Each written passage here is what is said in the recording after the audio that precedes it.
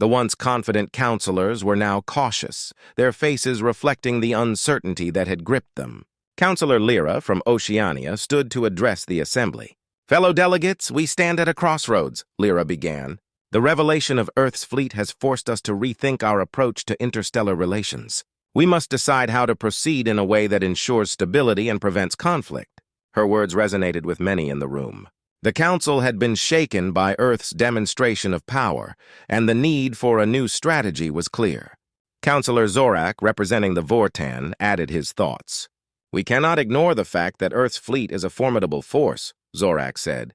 "We must find a way to integrate Earth into our existing framework, or risk facing an escalating conflict that could disrupt the entire galaxy." Meanwhile, Earth's leadership was carefully crafting their next steps. General Davis and Admiral Monroe understood the gravity of the situation and were determined to shape the future in a way that secured Earth's place in the galaxy while avoiding unnecessary conflict.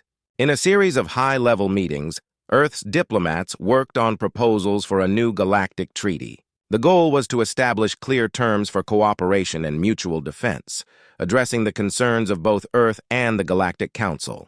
The treaty would also include measures for transparency and communication to prevent misunderstandings. Admiral Monroe, presenting the proposal to the Galactic Council, spoke with confidence. "We are offering a new beginning.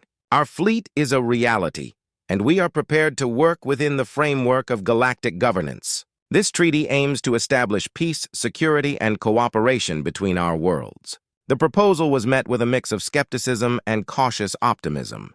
Some delegates were hesitant, concerned about the implications of Earth's power. Others saw the treaty as a necessary step toward avoiding a potential conflict that could have disastrous consequences for everyone involved. As the negotiations progressed, the galaxy saw a shift in alliances and power dynamics. Systems that had once been neutral began to align with either Earth or the Council, seeking to secure their positions in the new order. The political landscape was rapidly evolving, and the implications of these changes were becoming clearer. In the outer reaches of the galaxy, previously independent systems saw an opportunity for increased influence. They began to form their own coalitions, aiming to protect their interests in the shifting power dynamics. The emergence of these new alliances added another layer of complexity to the already intricate galactic politics. Back on Earth, the mood was one of cautious optimism. The leadership was hopeful that the proposed treaty would pave the way for a stable and cooperative future. However, they remained prepared for any eventuality, knowing that the path to a new galactic order would be fraught with challenges.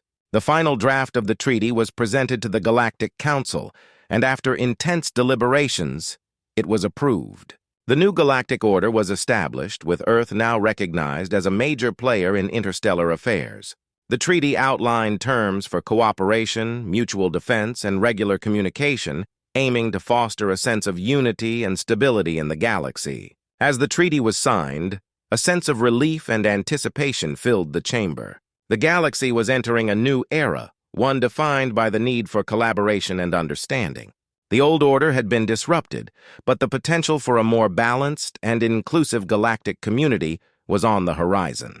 The signing of the treaty marked the beginning of a new chapter in galactic history. Earth's role in the galaxy had changed forever, and the galaxy itself was adapting to the new realities. As the stars continued to shine across the vast expanse, the future of interstellar relations was being reshaped by the decisions and actions of its inhabitants. In the end, the revelation of Earth's hidden fleet had not only altered the balance of power, but also opened the door to a new galactic order. The journey ahead would require careful navigation and diplomacy, but the promise of a more interconnected and stable galaxy was within reach. Their minds were buzzing with uncertainty.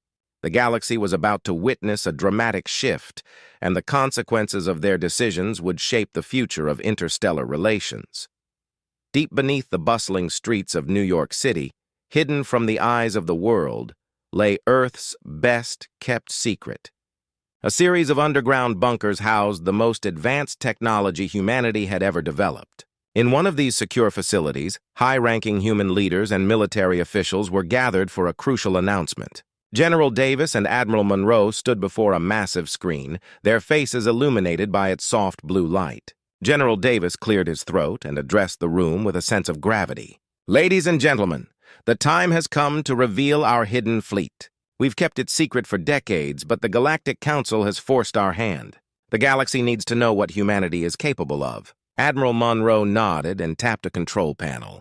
The massive screen flickered to life, displaying a star map with numerous glowing points. "What you see here is our hidden fleet, equipped with faster-than-light FTL technology. Each of these ships is capable of moving across the galaxy in mere moments." The room fell silent as images of sleek, advanced starships appeared on the screen.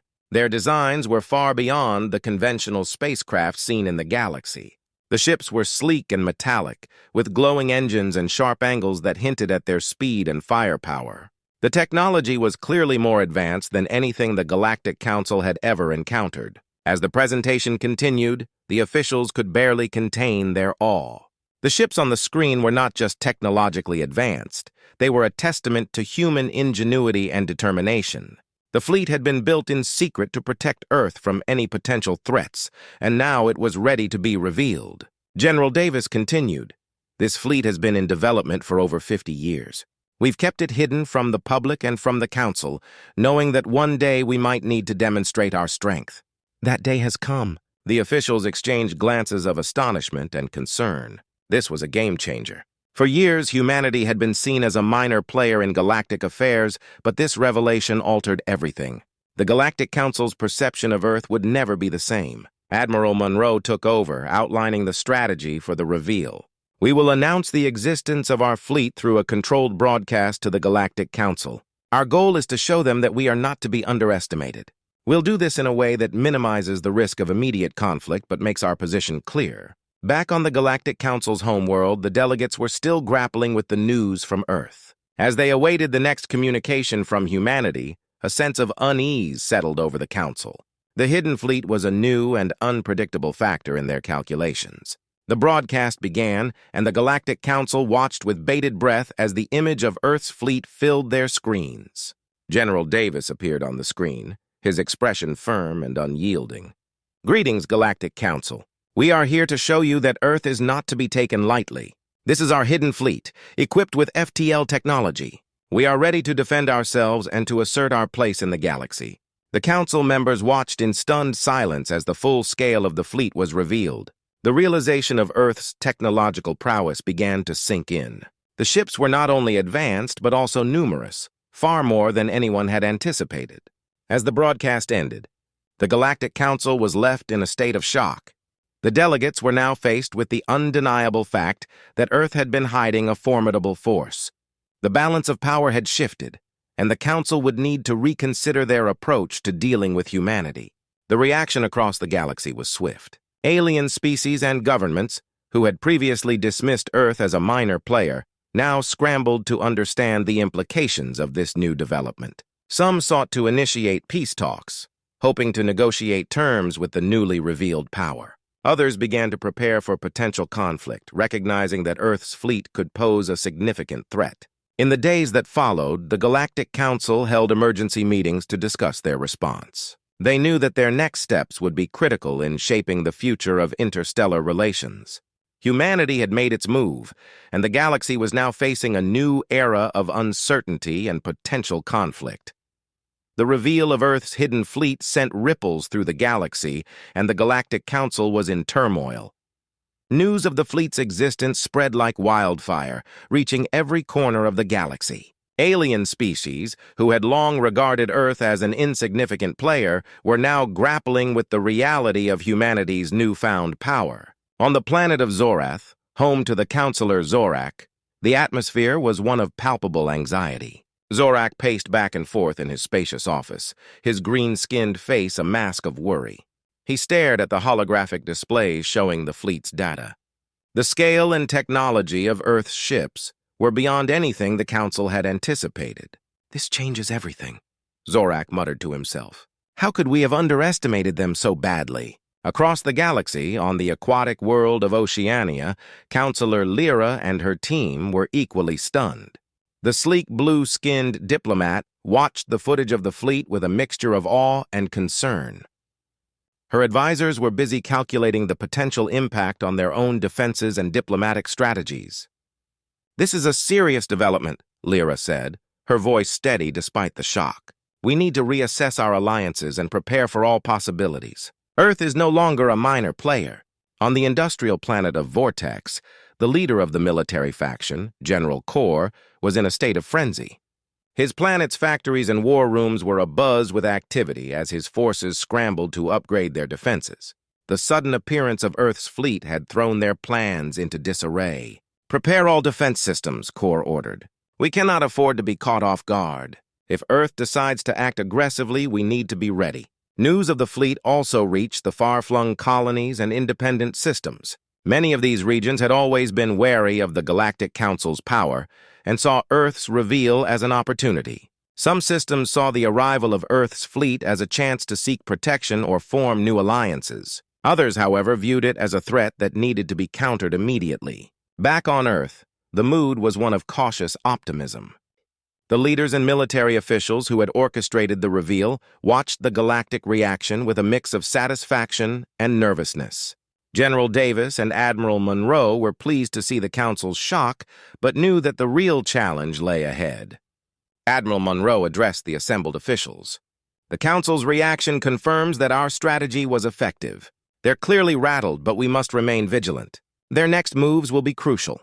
Meanwhile, the Galactic Council held an emergency session to discuss their response. The room was filled with tension as the delegates argued over the best course of action. Some advocated for a diplomatic approach, hoping to ease the tensions and avoid outright conflict. Others called for a show of force, believing that only through strength could they ensure their safety. Counselor Zorak, still troubled by the unexpected turn of events, made a decisive proposal. "We need to send a delegation to Earth. We must open channels of communication and understand their intentions. Aggression without understanding could lead to a disastrous conflict." The proposal was met with mixed reactions. Some delegates agreed, recognizing the importance of diplomacy. Others remained skeptical, fearing that any engagement might be seen as a sign of weakness. As the Council debated, the galaxy continued to react to the new reality. Political alliances shifted and the balance of power was in flux. Earth's reveal had forced a reevaluation of strategies and relationships across the galaxy.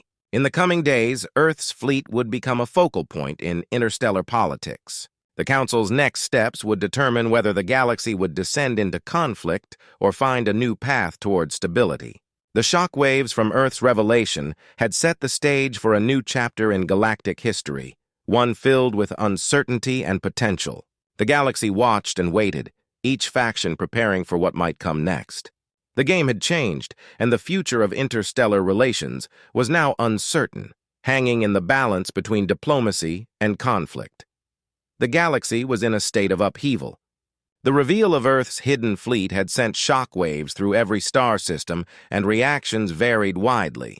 As news of the fleet spread, governments and leaders across the galaxy scrambled to reassess their strategies and alliances. On the planet of Krylon, the leader of the Xantor Confederacy, Empress Valeria, held an emergency meeting with her top advisors. The Xantor Confederacy was a powerful coalition known for its military might, and Valeria's face was set in a frown as she reviewed the data on Earth's fleet. "This is a significant threat," Valeria said, her voice steady despite the gravity of the situation. "We must enhance our own defenses and consider new alliances. Earth's fleet could tip the balance of power." Her advisors nodded in agreement. The Xantor Confederacy began immediate preparations to bolster its military capabilities. Valeria also ordered diplomatic channels to be opened with various neutral systems, hoping to build a network of support in case of conflict. Far from Krylon, on the peaceful planet of Lumaria, the reaction was quite different. Lumaria's leaders, known for their focus on diplomacy and harmony, were alarmed but hopeful. Lumarian Counselor Thalor convened a special session to discuss the implications of Earth's reveal. "This is a moment for diplomacy," Thalor urged his fellow counselors. "We must reach out to Earth and offer our support. If we can build a bridge between our worlds, we may avoid further escalation and find a path to peaceful coexistence." Lumaria reached out to Earth with an offer of dialogue, hoping to foster a cooperative relationship and avoid the rising tensions. The Lumerians believed that their approach might encourage Earth to seek peaceful solutions rather than aggressive ones. On the industrial world of Vortex, the reaction was more defensive. General Kor, still grappling with the new reality, intensified efforts to upgrade his planet's defense systems. The industrial hub was now operating at full capacity, churning out new weaponry and defensive technology at a frenetic pace. "We must be ready for any eventuality," Kor declared. "Earth's fleet is a serious threat, and we cannot afford to be caught off guard. Our military readiness is our top priority." The Vortex government also initiated talks with neighboring systems to form defensive alliances. The fear of a potential conflict with Earth had led many to seek stronger military partnerships. Back on Earth, General Davis and Admiral Monroe were closely monitoring the galaxy's reactions. They were pleased to see that their revelation had effectively shifted the balance of power, but were also aware of the challenges ahead. Earth's leadership recognized that their next steps would be crucial in shaping the future of interstellar relations. Admiral Monroe addressed a gathering of military leaders. "Our reveal has accomplished its purpose. The galaxy now sees us as a significant power. We must use this opportunity to solidify our position and navigate the new dynamics carefully." The focus on Earth shifted as various factions in the Galactic Council began to reassess their strategies. Some members proposed diplomatic initiatives, while others prepared for potential conflict. The council was divided on how best to handle the situation, reflecting the uncertainty that now pervaded galactic politics. In the weeks that followed, the galaxy saw a flurry of diplomatic missions and military maneuvers. Systems that had once been neutral or passive began to take sides, aligning themselves with either Earth or the Galactic Council. The political landscape was changing rapidly, and the future remained uncertain. As alliances shifted and new strategies emerged, the galaxy was left to grapple with the implications of Earth's reveal. The once quiet planet had become a central player in galactic affairs, and its actions would have far-reaching consequences. The stage was set for a new era of interstellar politics, where diplomacy and military might would determine the course of events. The reactions and realignments following Earth's fleet reveal had reshaped the galaxy, and the coming days would test the resolve and strategies of all involved. The galaxy was on the brink of transformation. The revelation of Earth's hidden fleet had upended the old order, and the ripple effects were becoming increasingly evident. As tensions and negotiations continued, the stage was set for a new galactic landscape. In the Galactic Council's Grand Chamber, delegates gathered for a crucial meeting.